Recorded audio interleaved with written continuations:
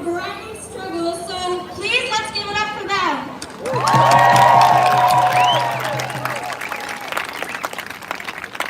All right, some quick housekeeping before we get into the program. Our medic tent is to the right of the stage over here, and our medics are wearing green vests, so if you need a medic for whatever reason, this is where the medic tent is, and this is where you can find the medics. And we have our hospitality and kids canopy for families, so if you need snacks or you need someone to watch over your kids, or if your kids get bored, you can come over here. And there are many organizations tabling as well. You might have seen them if you came early. Please check them out after the program. And we'll have about an hour of programming before we get ready to march. Who's excited to march to the Northwest Detention Center? All right, let's get familiar with our slogans for this event. So on International Workers' Day, we stand up for worker and immigrant rights. Stop detention and deportations. Fund federal workers and fight Trump's billionaire agenda. Now, I'd like to invite the water warriors to welcome us to Coast Salish Puyallup land. They're here to give us a cultural offering. So give it up for the water warriors.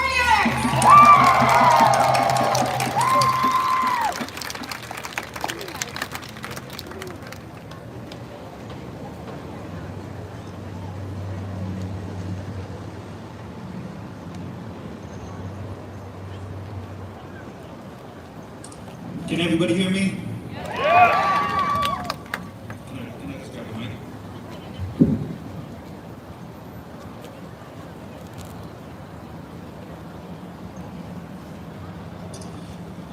To all Galapu, Deisha, Dakota Case, Kisa, to all Chuds, Puyallup, to all Chuds, Potoshida, to all Chud Lakota. To all my honorable relatives, friends, and family, my name is Dakota Case. I come from the Puyallup people. I'm part of the Water Warriors, and I'm a descendant of the Lakota people.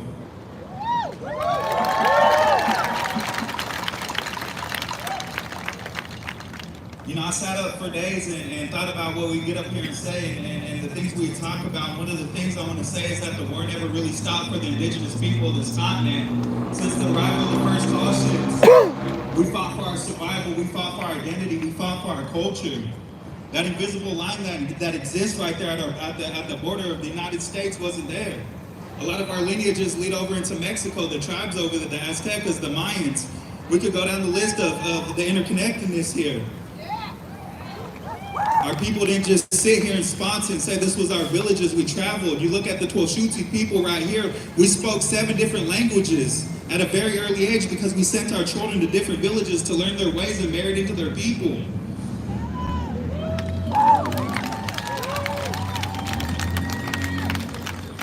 So statistically speaking, the indigenous people here, the war never stopped for us. We face the highest rates of the fentanyl crisis, the domestic violence crisis, any crisis that faces on our land, we face it. It's to take title away from this land. That's what this is about, is title to the land. There's no title here. This government is built on. This government is immigrants itself. Yeah. Donald Trump is an immigrant. This government was here after the fact, and the brown people that are here are going to be here well after this government is gone. Our survivability has been tested after genocide, war after war. This is just a new one. This is just the monster showing its face now. Donald Trump is the face of that monster that the people here have always faced.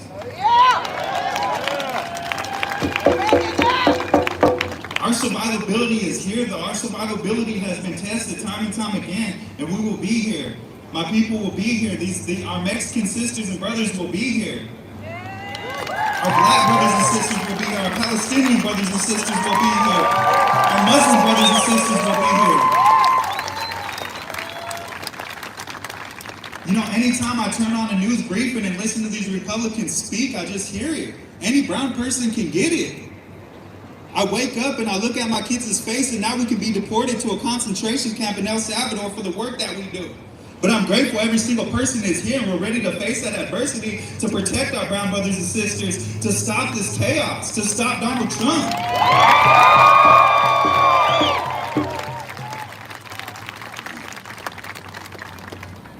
So with that being said, I'd like to welcome you to our territories, welcome you to our homelands. We're here on the original village side of my people. The Puyallup people, our village side is right here, the mouth of our river that was redirected when the government got here and said we was nothing but merciless savages and less than humans and redirected us and made us forcibly sign into treaties.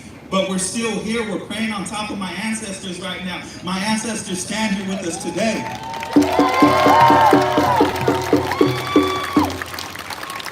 So with that being said, I have to go be a father after this. I have to go pick my kids up from school. So with that being said, I'd like to leave you guys with the song to start this march out and leave you with the prayers of my people and pray for every single person here today that is here to stand up against fascism or fascism.